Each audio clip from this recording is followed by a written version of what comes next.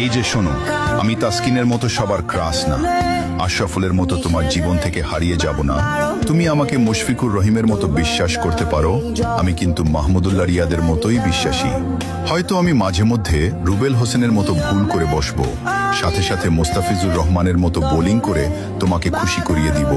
হাজারো অপমান সহ্য করেও সাকিব আল হাসানের মতো তোমাকে পাওয়ার চ্যালেঞ্জ নিব। নাজমুল হাসান শান্তর মতো তোমার সব রাগ সহ্য করে নিব। সাইফ হাসানের মতো খুব সহজে তোমার মনে জায়গা করে নিব। তোমার সাথে কখনো তানজিম সাকিবের মতো চোখ রাঙিয়ে কথা বলবো না। তোমার মন খারাপ হলে মেহেদি হাসান মিরাজের মতো নেচে মন ভালো করে দিব। তোমাকে নিয়ে কেউ বাজে কথা বললে লিটন দাসের মতো প্রতিবাদ করব।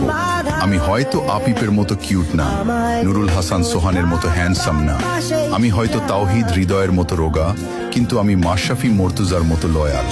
বাংলাদেশ ক্রিকেট ফ্যানদের মতো তোমাকে পাওয়ার অপেক্ষায় থাকবো সারা জীবন। তোমাকে পেলে আমি বাংলাদেশ বিশ্বকাপ জয়ের মতো উদযাপন করব। দিন শেষে আমি সব ভুলে গিয়ে শুধুই এবং শুধুই তোমার হয়ে থাকবো।